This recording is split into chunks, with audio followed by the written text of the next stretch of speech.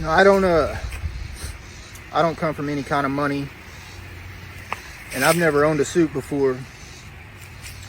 My wife, she bought me this suit. Our anniversary's coming up, and we have a nice anniversary plan. You know, we make a little bit of money now, and I'm proud to say that, because that's certainly not where either one of us comes from. And I feel good in this suit, man. And I just want my wife to know she made me feel good. It's a $300 suit. I ain't never had nothing like this before in my life. And I tell you what, okay, video flip here, so I'm gonna lose some of you. I didn't know Charlie Kirk, never met that guy before in my life. And something else that I've never done before in my life is believe in God. I'm gonna wear this suit to church. I'm gonna go to church. I'm going to try to be a better father, husband, and leader for my family. They deserve that. My phone fell down. I guess that's the devil trying to mess me up right now. I'm gonna try, y'all. Look at this suit. I look good, bro. My wife made me feel this way. Charlie's made me feel this way. Yeah, message over. Hey, I'm Tucker Carlson. Last week, within just really minutes after Charlie Kirk was shot at that event in Utah, a kind of proxy war broke out over his memory. Who gets to own it? Who gets to use it? While the rest of us were still reeling in shock, trying to figure out what happened, a ton of people appeared online, not just in this country, to tell you exactly what happened, exactly what it meant, and exactly what we should do next. And you can see why. With this level of emotion, rage, and grief in the air, it's pretty wise to leverage that much energy. It's almost like nuclear power. It can be used for good or bad. And a lot of people wanted to use it. There's no question about that. So they begin telling you, Charlie died for this, he lived for this, and he died for that. So the crazier reaches of the left, it was Charlie was a Nazi. And the lesson is Nazis get killed. It makes sense. He was a bad guy who got what he deserved. And a lot of them said that out loud. Certain parts of the right immediately told you that actually this was about something completely different. You know, Charlie died for Israel. Many began to say the prime minister of Israel said that, and so did a lot of other people. Charlie was a defender of Israel, which he was, by the way, and therefore he died for that cause. But none of these explanations, all self-serving, are really satisfactory. They don't capture who Charlie Kirk was, and on some basic level, they're dishonest. Charlie was not a Nazi. He was not killed because he was a Nazi. Yes, he was a defender of Israel. He didn't die for Israel, however.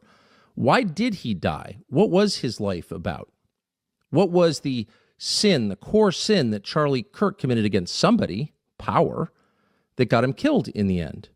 And the answer is right in front of us, certainly those of us who knew him. Charlie's life was defined by his Christian faith, not his spirituality, but his belief in Jesus, his life as a Christian. And everything in his life flowed from those beliefs. Everything he did, said, and believed came from the fact that he was, above all, a Christian. And that is and was, and in fact has always been, deeply provocative and offensive to the rest of the world. And why is that? It's worth thinking about it for just a second. Christianity doesn't seem like the kind of religion that would provoke people to anger and violence. In fact, it seems just the opposite. It's the world's most profoundly nonviolent religion, maybe the world's only truly nonviolent religion, a religion based on a man who Christians believe was also God, who, as he was being led away to be tortured to death on made-up charges, scolded one of his disciples for fighting back. This is a religion committed to love above all and to living in peace and harmony, truly. It's a universalist religion that believes that every person has a shot at heaven. It's not exclusionary at all.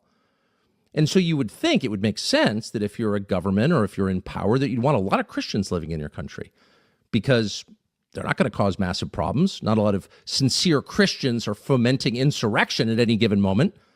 Pretty much none. most of the time.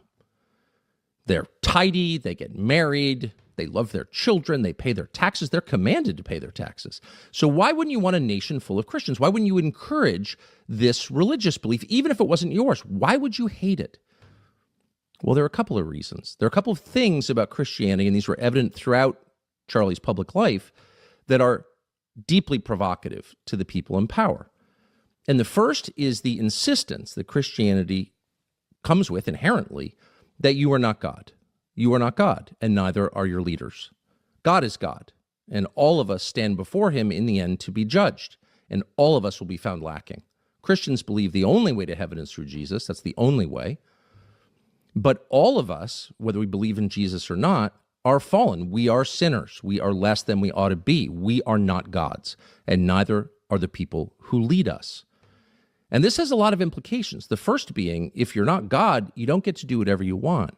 There are limits. There are rules that you didn't write that you have to abide by. That's not a judgment. That's a statement of fact. Some call it natural law. It's been the basis of every functioning society since the beginning of time. But the basis of our society is the Christian understanding of justice, which flows from that belief. You are not God, God is. He writes the most basic rules. You abide by them, period. That's the basis of our law. That's the basis of Western law. And that is a threat, a challenge to people who would ignore the limits on their behavior, very much including our leaders and very much including the most powerful people in our society, whether they're elected or not. Nobody wants to be told you're not allowed to do something, and Christianity inherently tells people that. It doesn't judge them, it just states it clearly. No, you do not have the power to kill, except possibly in self-defense, but you can't just go killing people. And you can't go killing people because, and this is the second thing about Christianity that tends to set the teeth of the powerful on edge, Christianity insists that every human being is created by God. Every single one. And that means that every human being has a soul, a distinct, unique soul created by God. It is, once again, the only true universalist faith there is. And the New Testament is the story of this, an underread collection of books. That is not the story of the Old Testament. It is very much the story of the New Testament. In the New Testament, all people are God's chosen, every single one. And the story itself makes that point. The founder of most Christian churches in the early Near East was a former Pharisee, a Jew who was in charge of killing Christians until he famously met Jesus on the road to Damascus. His name was Saul. It became Paul, and he is the most prolific author in the New Testament and the basis of a lot of Christian theology. And his life tells the story. People can change no matter what they look like, no matter what they previously believed, no matter where they're from, no matter what language they speak, because they are created by God. And every person, every single person, whether you like them or their relatives or the way they look or not, has that chance because all were created by God and all were loved by God. That is the basis of Christianity. That's the Christian story. And so a sincere Christian proceeds with that belief. There is no tribalism in Christianity. There is no identity politics. It's the opposite. You may prefer to be with people who look like you. That's fine. But God doesn't prefer to be with people who look like you. God prefers to be with all people because he created all people. He's the God of the universe, not just of the people you like. And that, again, has massive implications for the way that sincere Christians live and for the way that Charlie Kirk lived his life. And the first is, if other people have souls, if they, like you, were created by God, then they have freedom of conscience. You can tell them what they ought to think, but you can't make them. You can tell them what they ought to say, but you can't force them. Christianity does not convert by the sword. It can't. It requires free will, and it requires free will because it respects the individual conscience emanating from the distinct soul of every human being. And that is why in the West, which is based on Christianity, our civilization is a Christian civilization, tattered though it currently is, collective punishment, hurting people for the sins of their relatives, is unthinkable. It's a crime because each person will stand alone as he was made before God. And every person is equal before God, fundamentally. Doesn't mean each person is equal in his ability. It doesn't mean each person is equal in the choices he makes. Of course not. But it means that every person is a human being with a divine spark inside. That is the core assumption of Christianity. And it was obvious when you watch Charlie Kirk that he believed that. Charlie's been famously quoted for the last couple of days saying he abhors anti-Semitism. That is absolutely right. And he did. He said that in public, and he said it very often in private. He meant it too. But he abhorred racism and bigotry on the basis of genetics of all kinds because he was a Christian. And he believed that God created each person. Now, why is this a problem for temporal authorities? Why is it a problem for the people in power? Because once again, it circumscribes what they can do. It sets a limit on their powers. If God created each person, including the infuriating, annoying, disastrously wrong person I'm talking to, then I can't force him to repeat my creed. I'm not in charge of his conscience. Only he is. And that is a limit. So when Charlie Kirk said, I believe in free speech, he didn't simply believe in free speech because it was in the Bill of Rights.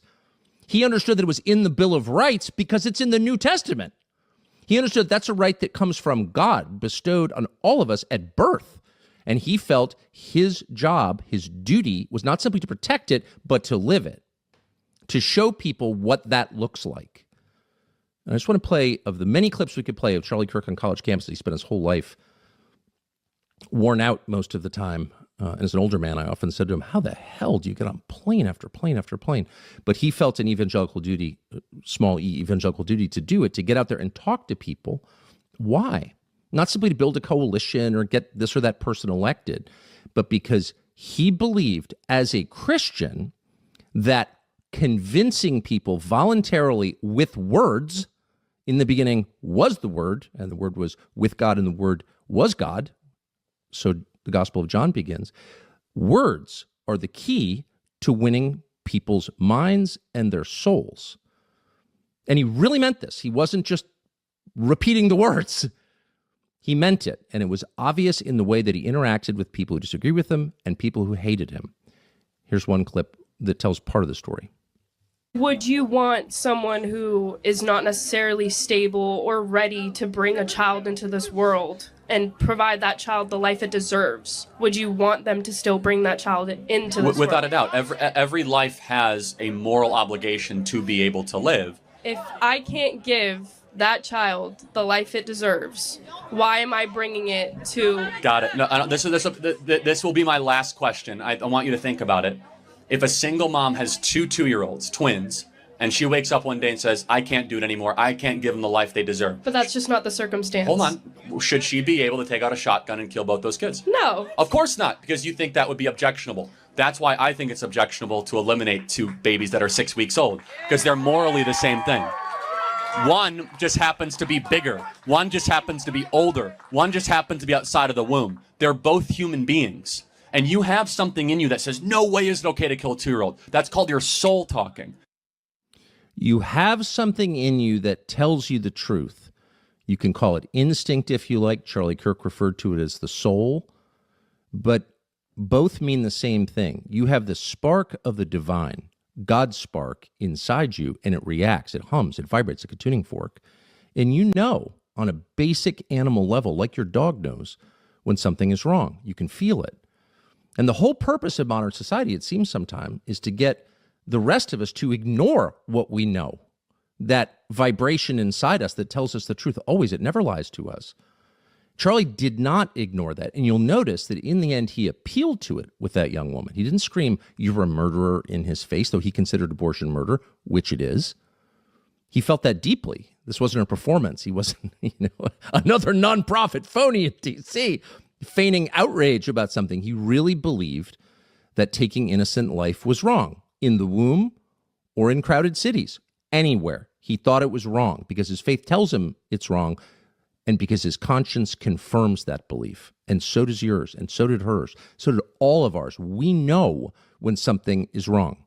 And the people above us shouted us, no, really, there's an explanation for it. That's just your superego barking at you. No.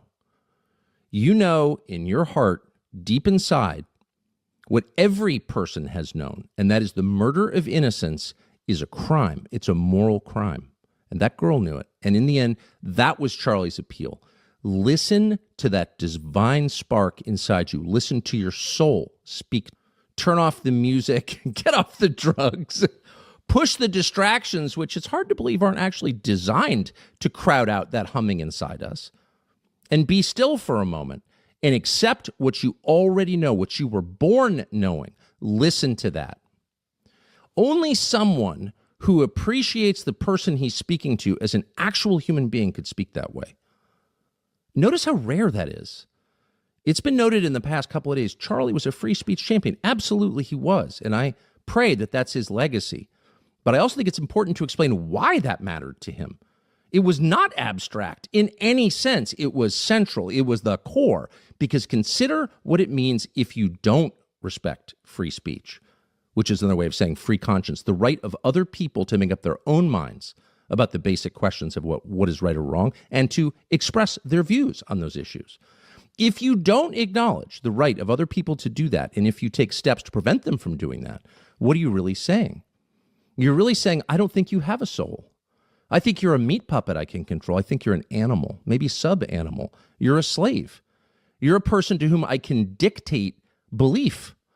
I don't acknowledge that you have the right to come to your own conclusion is another way of saying I don't acknowledge that you're a human being. It's dark. There's nothing darker than that. And trust me, they believe it, the ones who've thought about it. And there are a lot of those. But for a lot of people, particularly those who are just repeating what they think they should say or responding to the momentary rage of the moment, they just throw stuff out. And we've got to hope that the Attorney General of the United States, Pam Bondi, is in that category. She said this just yesterday. Watch. There's free speech and then there's hate speech. And there is no place, especially now, especially after what happened to Charlie, in our society. There's free speech and then there's hate speech. This is the Attorney General of the United States, the Chief Law Enforcement Officer of the United States, telling you that there is this other category called hate speech. And of course, the implication is that's a crime. There's almost no sentence that Charlie Kirk, and I'm not running the risk of appropriating his memory for my own ends by saying this, it's provable. There's no sentence that Charlie Kirk would have objected to more than that. And you've got to think the Attorney General didn't think it through and was not attempting to desecrate the memory of the person she was purporting to celebrate, that she just threw that out there, that she hadn't thought about it. You hope that. You hope that Charlie Kirk's death won't be used by a group we now call bad actors to create a society that was the opposite of the one he worked to build. You hope that. You hope that a year from now, the turmoil we're seeing in the aftermath of his murder won't be leveraged to bring hate speech laws to this country. And trust me, if it is, if that does happen, there is never a more justified moment for civil disobedience than that, ever. And there never will be. Because if they can tell you what to say, they're telling you what to think. There is nothing they can't do to you because they don't consider you human. They don't believe you have a soul. A human being with a soul, a free man, has a right to say what he believes, not to hurt other people, but to express his views. And by the way, that thinking, and not to pile on the Attorney General, who's a very nice person, but that thinking that she just articulated on camera there is exactly what got us to a place where some huge and horrifying percentage of young people think it's okay to shoot people you disagree with, to kill Nazis for saying things they don't like. Why do they believe that? How did we get here? Is it the video games? Is it the SSRIs? Yeah, probably. But what it really is 12 and then 16 years of indoctrination in our schools at the hands of people who tell them that, who say exactly what the Attorney General just said. Well, there's free speech, which of course we all acknowledge is important, so important. But then there's this thing called hate speech. Hate speech, of course, is any speech that the people in power hate, but they don't define it that way. They define it as speech that hurts people, speech that is tantamount to violence. And we punish violence, don't we? Of course we do. They've been taught that every year of their lives. And so naturally, most of them believe it. So when Charlie Kirk is shot in the throat with a .30-06 on camera, I doubt very many young Americans want to see something like that or actually applaud the death of a man, a father, a husband. But they've been told for their entire lives in schools exactly what Pam Bondi just told them. Well, there's free speech, but then there's also hate speech, and woe to those who engage in it because it's a crime. That's a lie. And it's a lie that denies the humanity of the people you're telling it about. And so any attempt to impose hate speech laws in this country, and trust me, there are a lot of people who would like them. There are a lot of people who'd like to codify their own beliefs by punishing those under the U.S. code who disagree with their beliefs.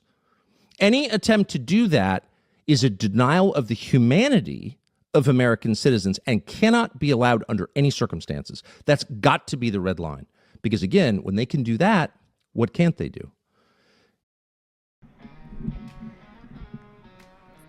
So I'm having a difficult time with this whole entire thing because, first of all,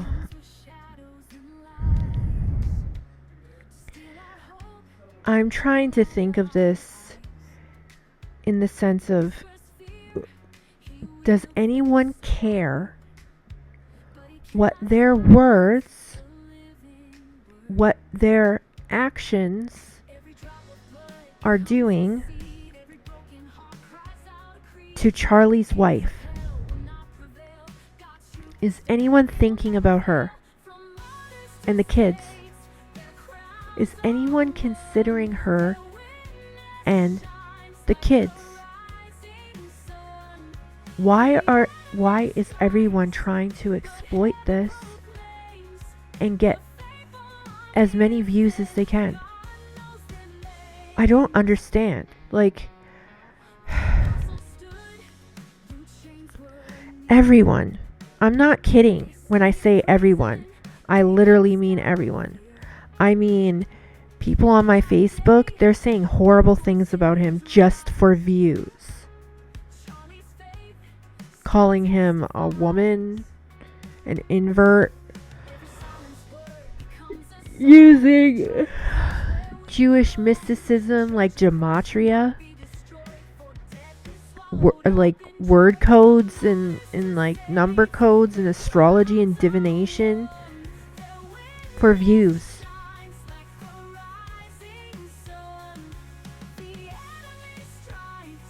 And then all of a sudden I was almost thinking that what Candace was saying was shocking but plausible. And I was like, well, maybe I should listen a little bit more just to see where the evidence goes. And I don't know. Now I feel like it's more of a...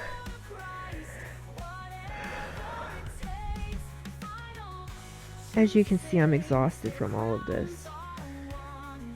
I'm thinking in terms of... She was supposed to be doing this because she's really upset that her friend was killed, right? But then she goes and she says something along the lines of, there are 260,000 people watching right now. Oh, this is such a blessing. And I'm thinking to myself, why would it matter how many people are watching?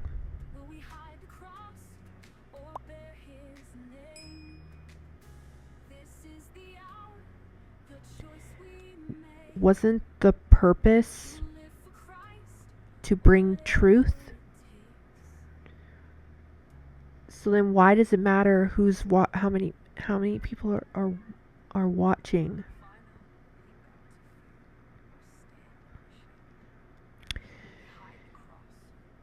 And she calls out Tucker Carlson and she says, when are you gonna state your story and what you know about Charlie Kirk and what he said to you privately? And then Tucker Carlson comes out with a Charlie Kirk video, surprisingly within like a few hours after hers. And I literally watched 15 minutes into it, and the first 15 minutes into it It seemed to me that he was genuinely trying to represent what Charlie lived every day.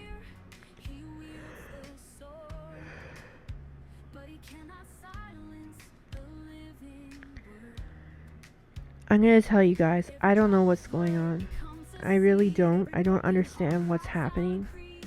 I am just as confused as everyone else. Actually, it feels like it's on purpose.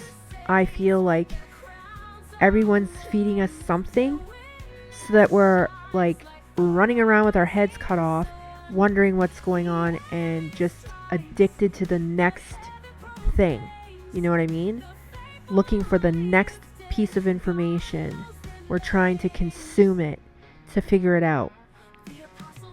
At this point, I think it's time to just turn everything off and walk away, because it feels too scripted, too manipulated, too... what's the word? Too processed, too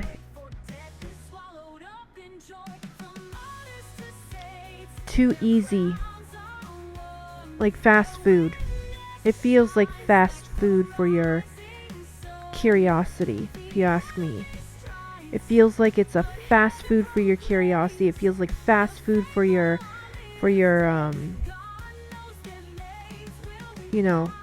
sense of justice, that you want to find out what is happening, why this happened, this is terrible, blah blah blah. We all have those kinds of feelings, okay? We all do. It's human nature. We don't like injustice.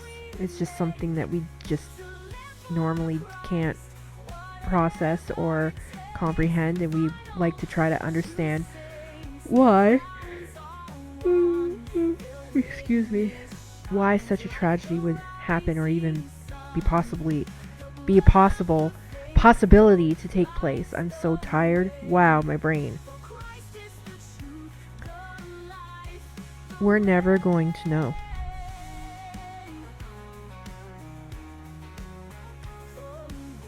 All we do know is that Charlie was genuine in life and when he died.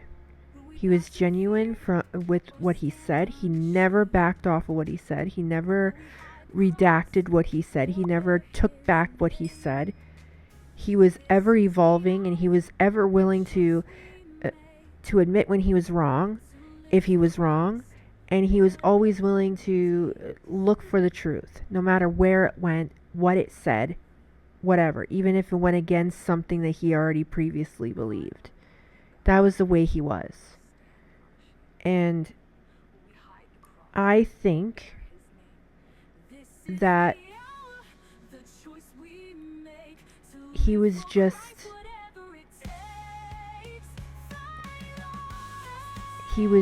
too bright for the darkness that needed to sweep in. You know what I mean? And so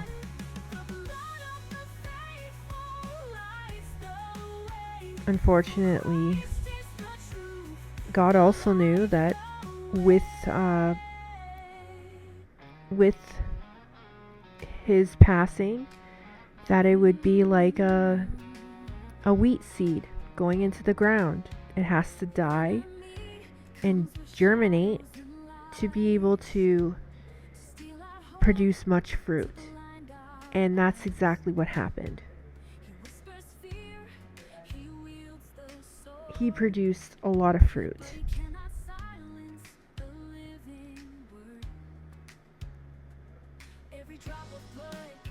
So I'm only sharing the part that I really liked about the Tucker Carlson thing. Everything else after that just seemed weird and conspiracy, you know? So I didn't share any of that. I just shared the first part because I felt that was important, and that's something that Charlie was talking about. So why not, right? I think it's important that we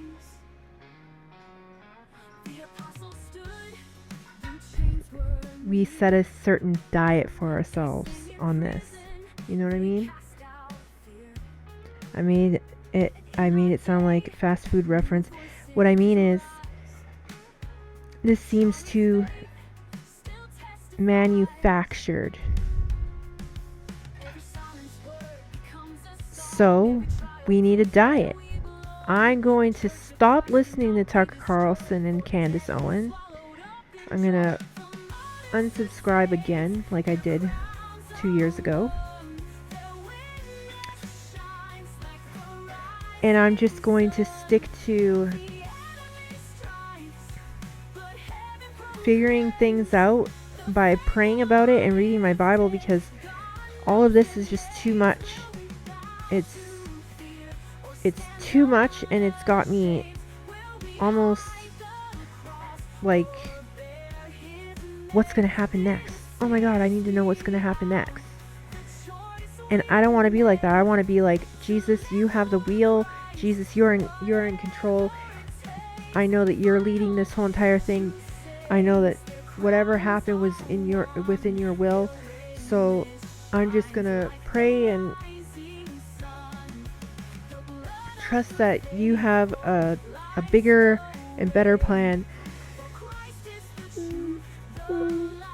for all of this, and everything else is just noise. I need to get outside more. I need to stop searching on Facebook for updates. I need to turn it all off.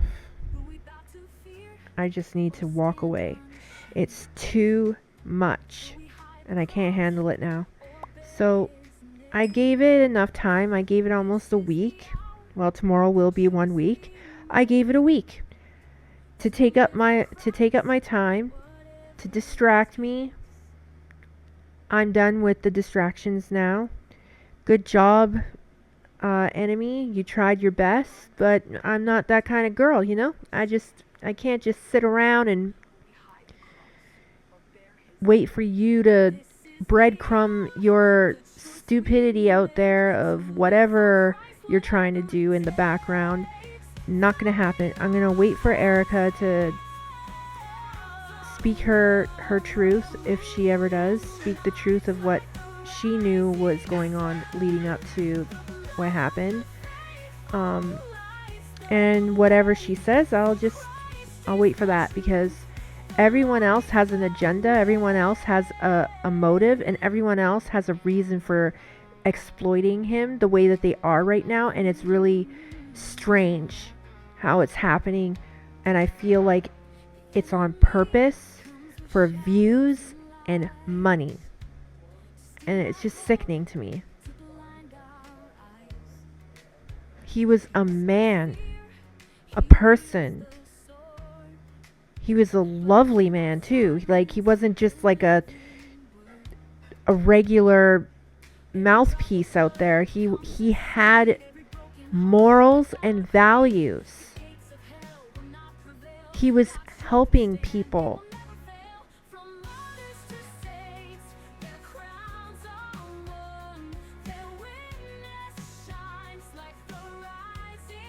So I think I'm just gonna leave it like this. I don't have much else to say, because I'm like really tired, and I just been like not able to sleep very well since this whole thing happened.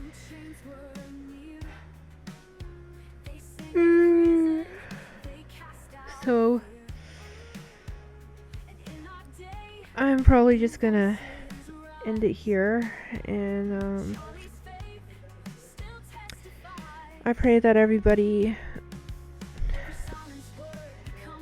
follows suit and starts turning everything off, because it's really just a distraction, y'all. This is distracting you from what really matters right now, which is prayer and the Word of God. Get back into that. Turn everything else off. Plug your ears if you have to. Put on some headphones and listen to some, like, I don't know, worship music, hymnals, or whatever you do, and read your Bible. Pray to God. Get alone with Him. Do some devotionals. Please just don't let all this fast food diet fill you up and cause you to just sit and mope. Don't let this do that, okay? That's what's happening. And I don't want that to happen, okay? So I love you all. I hope you have a wonderful evening, and I'll catch you guys tomorrow, because I'll be back tomorrow. Yes, I will. Love you all. God bless. Later for now. And think about what I said. Stop the fast food. Go on a diet, okay? On a Bible and prayer diet, okay? Love you all.